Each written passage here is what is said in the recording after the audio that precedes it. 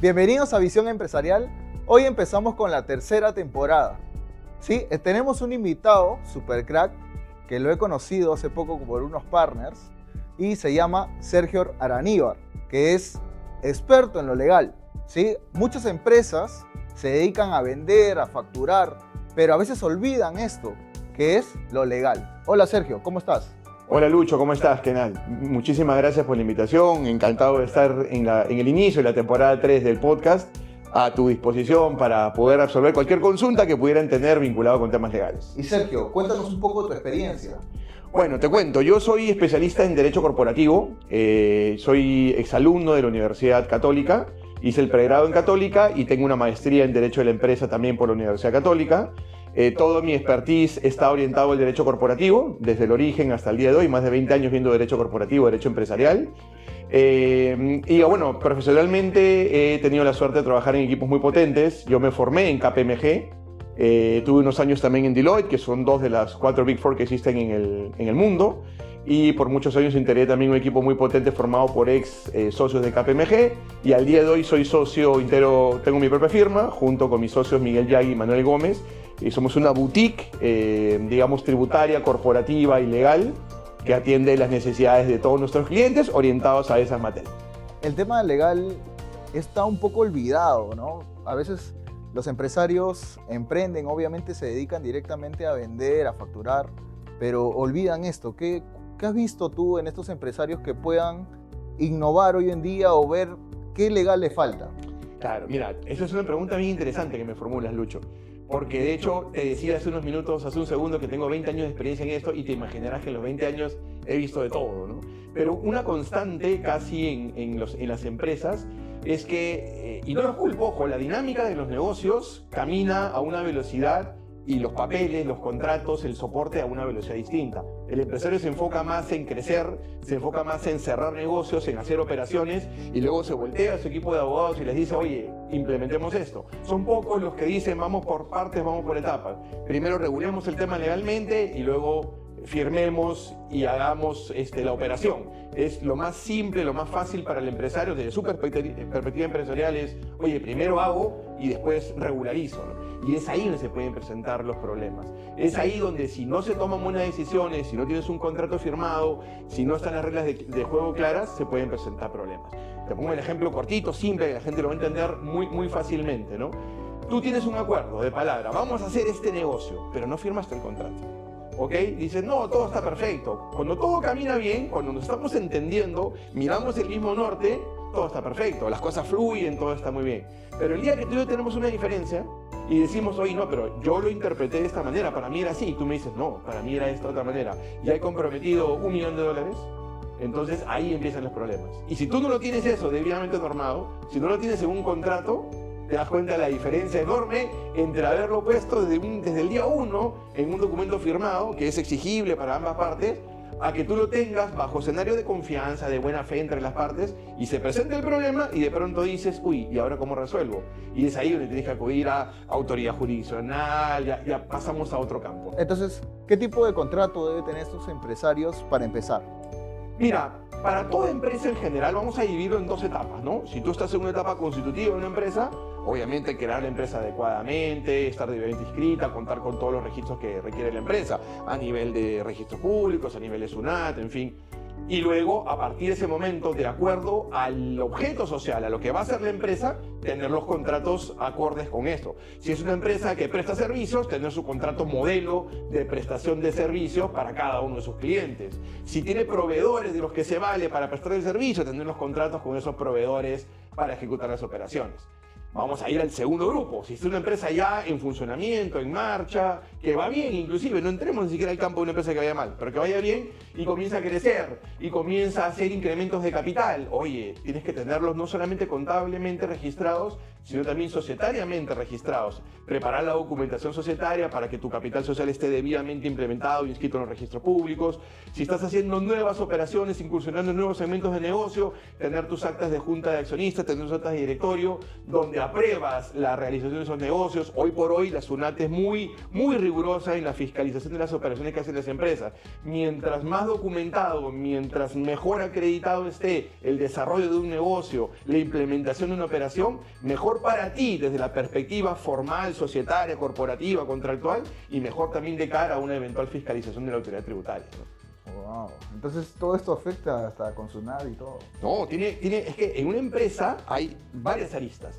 Tienes la lista corporativa, la lista contractual, la que permite que tú como accionista tengas todo en orden, ¿no? Que tú digas, oye, mira, tengo mis papeles en orden, tengo mi sociedad debidamente inscrita, tengo mis contratos con proveedores, con clientes, tengo documentadas mis nuevas relaciones contractuales, mis nuevos negocios, mis juntas de accionistas, tengo probado mis estados financieros. Pero no solamente está eso, también tienes que mirar laboralmente cómo estás, ¿no? Porque hay muchas empresas, por ejemplo, que dicen, oye, vamos a iniciar negocios y vamos a contratar bajo contratos temporales, contratos a plazo fijo.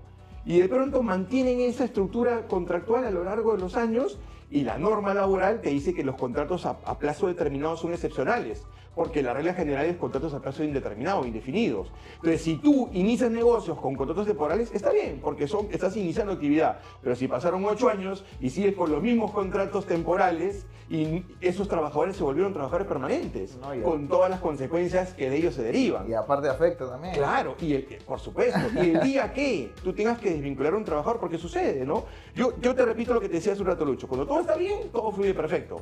Uy, todos nos reímos, todos salimos a almorzar, nos reunimos en un directorio a darnos la mano, a celebrar. Cuando empiezan los problemas, cuando hay una diferencia, cuando ese trabajador cometió un error, cuando ese trabajador pierde la confianza en él, cuando se va o cualquier situación complicada y tú tienes que ya abordarlo desde la perspectiva legal, si tú no tienes el contrato de trabajo bien establecido, si el régimen no es el que le corresponde, si lo tenías como locación de servicios, pero ciertamente era una persona subordinada a ti, entonces se gatillan derechos laborales que en vía de una liquidación laboral y ante la autoridad administrativa de trabajo, la empresa va a tener una afectación económica muy grande, ¿no? O sea, el tener un abogado y el tener toda la lista, digamos, legal, todas las aristas legales de una empresa, que yo siempre digo es como una mesa.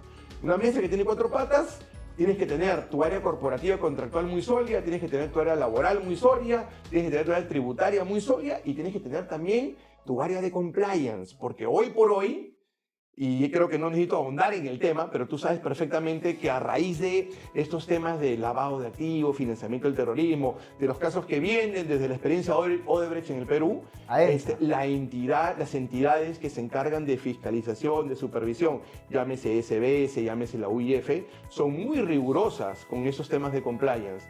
Entonces, si las empresas, ¿no?, que por norma expresa y por el giro de la actividad que desarrollan, están obligadas a tener estos manuales de prevención, deben tenerlos, porque si no los tienen, las multas y la exposición al riesgo es muy grande. Si una empresa no tiene un manual de prevención de responsabilidad administrativa de la persona jurídica, se mete en un problema grande también. Entonces, clave para el correcto nacimiento, crecimiento y desarrollo de una empresa, tener una asesoría legal sólida que le cubra los 4 aspectos importantes desde la estructura empresarial: lo corporativo, societario, contractual, lo laboral, lo tributario y lo que te decía, el compliance legal. Ya, pero a ver, si estamos hablando de una MIPE o de un emprendedor que ya le está yendo bien, ¿correcto? Entonces, ¿en qué momento crees tú que es oportuno ya contratar un abogado corporativo? Eso es muy buena pregunta, ¿ya? Y como toda buena pregunta, la respuesta no es tan sencilla y no es tan de decirte, mira, en este momento histórico. Creo que la respuesta va a depender del momento de la empresa, va a depender del estado de desarrollo, va a depender del giro social al que se dedica la empresa. Hay varios factores, pero podemos convenir en algo que sí es muy claro. Yo diría que cuando tú tienes un emprendimiento y lo quieres volver realidad, lo quieres formalizar, lo quieres ejecutar y ya desarrollarlo a través de una empresa, al abogado lo necesitas desde el día 1. Desde el día 1. Porque eso que te dicen, no, yo constituyo mi empresa directamente, voy a los registros públicos, me prestan asesoría, yo hago con el formato, cuidado, porque, ok, te sirve para tener inscrito una compañía, pero no te sirve para tenerla como se debería tener para que todo camine bien. Y después tienes que contratar al abogado para que te modifique el estatuto, para que te amplíe los poderes, para que te cambie cosas. Pero yo siempre digo, mejor desde el día 1 tengo un abogado que te haga una buena minuta de constitución, que te inscriba en registros públicos, que te inscriba en la SUNAT, que te saque tu RUC. Entonces, que te saque todos los registros que tú debes tener.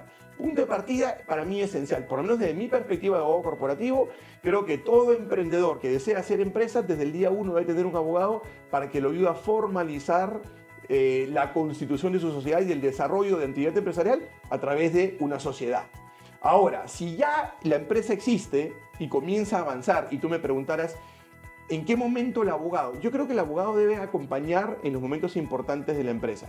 El mismo empresario se da cuenta que está creciendo cuando advierte que su venta crece, que el nivel de clientes crece, que el número de operaciones que concreta al año. Entonces ahí es donde tiene que asegurarse de tener una buena asesoría y que el abogado que esté le diga, oye, mira, vamos a revisarte, vamos a ver cómo has hecho las cosas, vamos a ver si contractualmente tienes todo debidamente sustentado, si corporativamente, societariamente tienes todo debidamente sustentado, ¿no? Y si no lo tienes, para regularizar, para no dejar que se te acumulen muchos ejercicios y luego tengas que hacer un volumen de actos o contratar una asesoría legal un poco más costosa por la acumulación de trabajo. Pero esto depende también del rubro, ¿o no? Sí.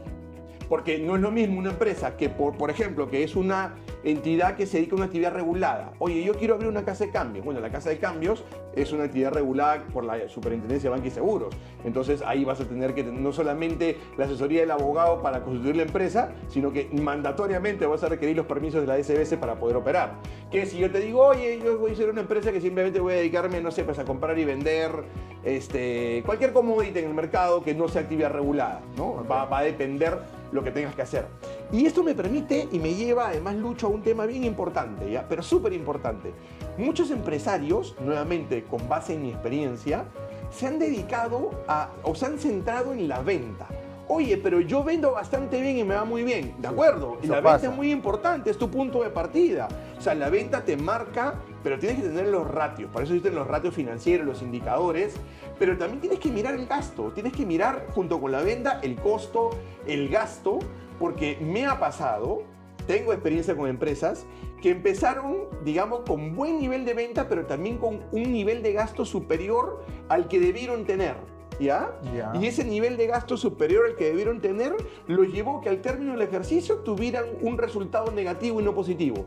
Okay. Y cuando tú tienes un resultado negativo y no lo reviertes, ¿sabes cuál es la consecuencia legal? Incurres en una causal de disolución de la sociedad. Y la causal de disolución, por mandato expreso de la Ley General de Sociedades, si tú no la reviertas te lleva a una irregularidad. Y la irregularidad sostenida te lleva a la responsabilidad, escúchalo bien, Lucho, personal, ilimitada y solidaria de los accionistas y o representantes legales que hubieran actuado en nombre de la sociedad. Súper importante. Cuando uno constituye una empresa, todo el mundo te dice, y seguramente tú así lo debes querer también, no me preocupa porque cuando en una sociedad anónima la responsabilidad es limitada. Es limitada, entonces mi patrimonio personal yo no lo voy a comprometer nunca. Es mi aporte y si me fue bien, bueno, pues los negocios pueden ir bien, pueden no ir bien, pero nunca comprometo mi patrimonio personal. Pero no siempre es así. Y es ahí donde hay que tener cuidado. Porque nuevamente en mi ejemplo, donde tú puedes tener una situación de desequilibrio patrimonial y eso te lleva a una causal de disolución, a una irregularidad, la responsabilidad de quienes contratan en nombre de la sociedad ya es personal, ilimitada y solidaria. ¿Cómo se traduce esto en el lenguaje simple y no de abogado? En que mi patrimonio personal se puede comprometer. En que de pronto frente a deudas, frente a pasivos, el tercero, el acreedor, puede ejecutar mi bienes personal. Entonces, con cuidado, ¿me sigues? Con cuidado. Porque si es que no tomamos las buenas decisiones, nos podemos exponer a esto, que poca gente sabe. Poca gente cree que hacer empresa es el límite de tu aporte y ya estamos bien. Pero te podría llevar a una situación de este tipo. Entonces, para revertirla, para evitarla, nuevamente, el acompañamiento de un abogado especialista en esta materia termina siendo, más que un gasto, una inversión para la empresa. No, me parece un datazo, porque yo no tenía conocimiento, yo tengo una empresa, yo no tenía conocimiento para nada que cuando cierras en negativo pueden estar en contra de ti. Es algo, no sabía. Sí, puede pasar. Y puede pasar, ¿no? Entonces, por eso es muy importante tenerlo en cuenta. Y eso creo que responde a un nivel un poco más amplio y más macro a la pregunta inicial de cuán importante es tener una asesoría legal, bastante importante creería yo. No siempre tiene que ser permanente.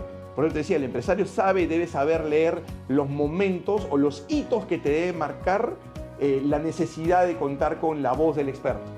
Y esa voz del experto termina siendo, créeme, en el balance general de todo esto, una inversión, deja de ser un gasto. Excelente, ¿no? Excelente. Entonces, Sergio, en el camino, obviamente has visto muchas casuísticas, muchos casos en las corporaciones que has estado, en las empresas, pero ¿lo legal te puede evitar miles o millones de soles? Sí, sin duda. ¿Has visto algún caso Claro, uy, mira, no puedo, obviamente, sin decir nombres, sin por decir obligación de secreto profesional, Sí, ¿no? obvio. Debido a la profesión que tengo, no puedo decirte nombres, apellidos, nombres de empresas, pero sí puedo contestar afirmativamente a esa pregunta.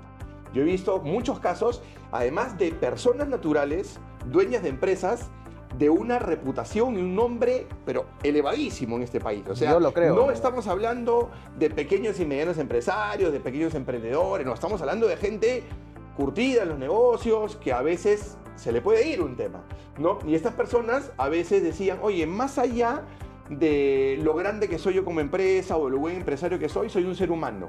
Y como soy un buen ser humano, y soy un buen ser humano, soy un ser noble, entonces yo confío mucho en la palabra.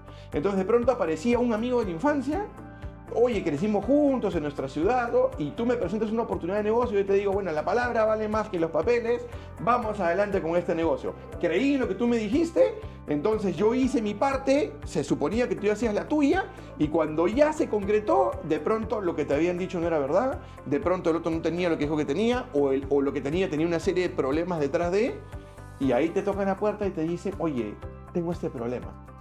Y a veces es muy difícil, porque yo siempre bromeo con esto y digo, hay algunos clientes que a veces sienten que su abogado es el mago, o es el que tiene que resolver, o el que tiene que o resucitar muertos, o el que tiene que deshacer las cosas, y a veces deshacer algo mal hecho es muy difícil, ¿no? Y en esos casos ya tienes que entrar en negociación. Y tú sabes que la premisa, el principio que rige una negociación es la concesión es recíproca, la cesión de ambas partes. Algo vas a tener que perder. Sí, sí. Algo vas a tener que perder, ¿no? Y eso pasó con este cliente, ¿no? Claro, por el patrimonio que él tenía, esto no le afectó, digamos, de una manera sustancial, ni lo puso, pero te aseguro que esa pérdida a una mediana o pequeña empresa la llevaba a una situación absolutamente complicada, ¿no? ¿Cuáles son los errores legales más comunes que hay en una MIPE? Sí, ¿sabes qué pasa con las MIPES? Y te digo porque en los últimos tiempos he asesorado muchas, ¿ya? Quieren bajar el costo, el gasto, ¿no? Okay. Y cuando comienzan a determinar los elementos diferenciadores, digamos, cuáles son las cosas que te van a hacer reducir el gasto, siempre creen que el último gasto es la necesidad de un abogado, ¿ya? Entonces, gastan en todo lo demás y no gastan en el abogado. Y de pronto, cuando tienen un tema y les cae una fiscalización, o les llega algo, o tienen que presentar no lo tienen. Entonces voltean a ti y te dicen, oye, ay, es que yo no lo sabía. Yo no sabía que la norma me obligaba a contar con esto. Yo no sabía, yo pensé que como estábamos empezando, no era necesario. Entonces, invierten, o sea, yo entiendo que detrás de una MIPE, detrás de una empresa pequeña o de un emprendimiento, hay todavía un presupuesto reducido, entiendo que hay pues una situación de cuidar los recursos, Obvio. pero hay una línea gris entre ese cuidar los recursos, sacrificando cosas necesarias, ¿me entiendes? Y que tú digas, oye, no importa si gasto un poquito más en el abogado, pero me va a asegurar de que lo que yo necesito se cumpla y de que mañana más tarde no tenga yo un problema. O sea, creo que la clave, la esencia, el resumen de la pregunta que me has hecho es que quieren casi siempre prescindir del abogado en una primera etapa porque sienten que es un gasto innecesario. Excelente, excelente.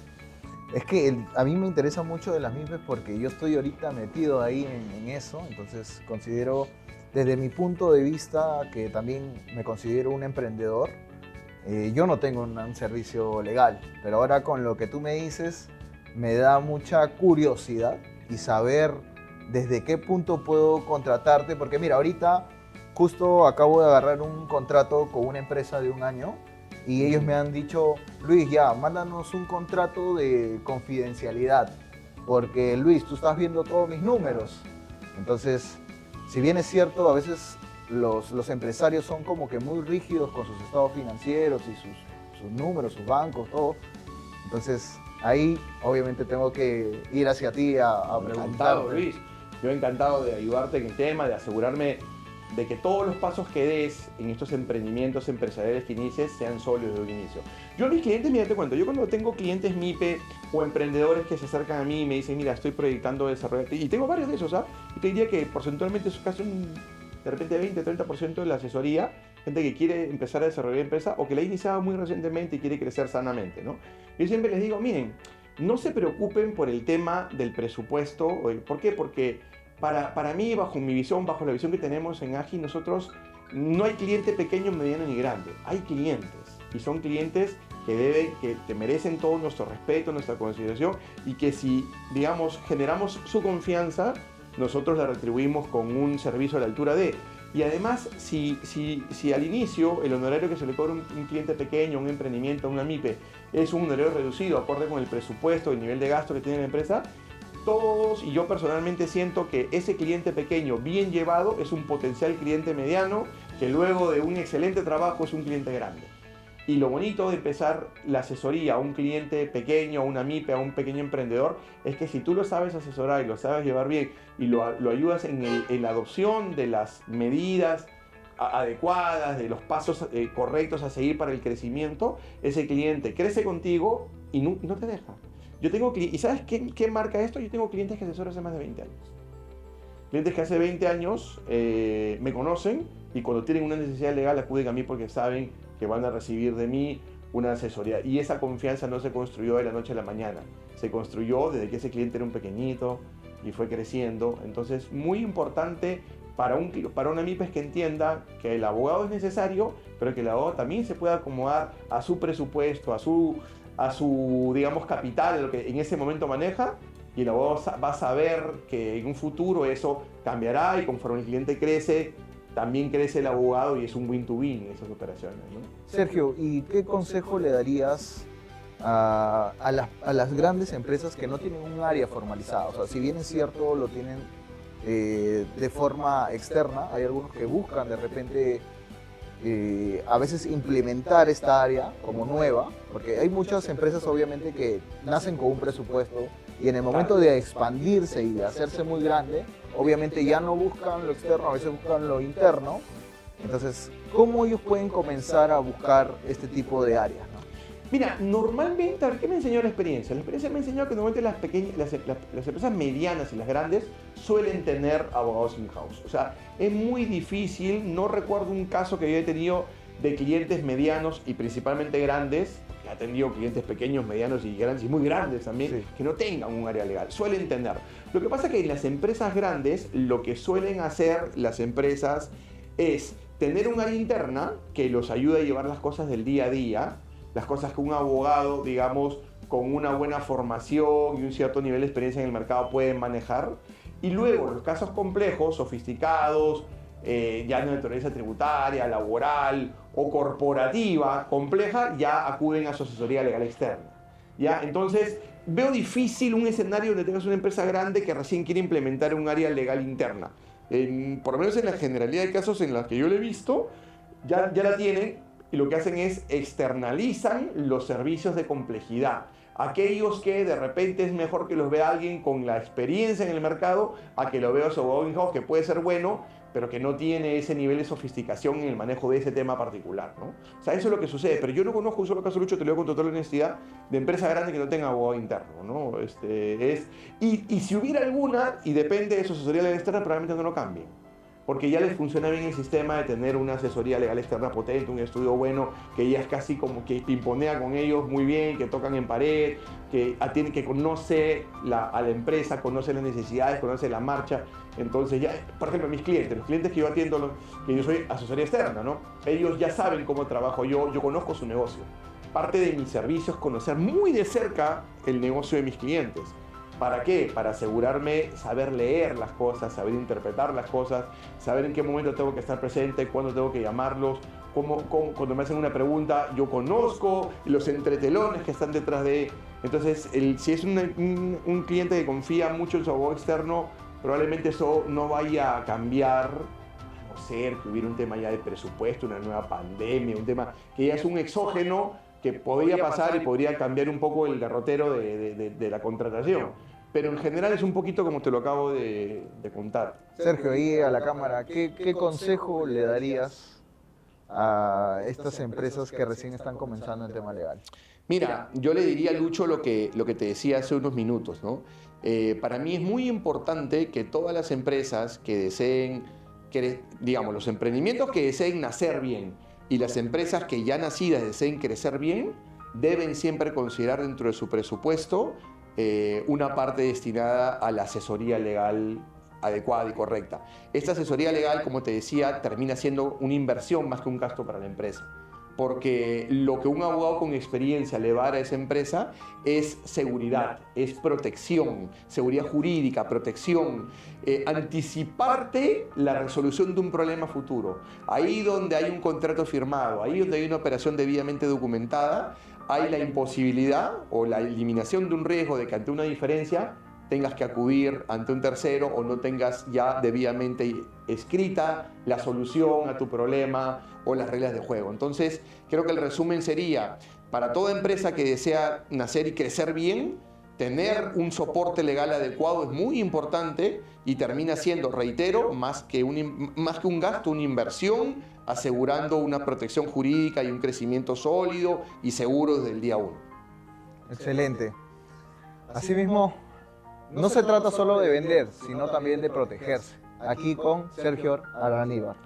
Lucho, ha sido un placer. La verdad, disfrutaba mucho estos minutos de muy buena conversación sobre estos temas que a mí, con los años de experiencia que tengo, me llenan mucho, siempre me generan buena vibra. Y nada, y acá estoy. Si en algo puedo ayudar a mis clientes a hacer las cosas bien, a crecer, yo acá estoy para ello, ¿no? Para ello me he formado y te reitero el agradecimiento y el placer que me ha producido tener esta conversación contigo. Dale, excelente, Sergio. Chao, chao, nos vemos. Cuídense. Adiós, Nos gracias. vemos en el siguiente episodio.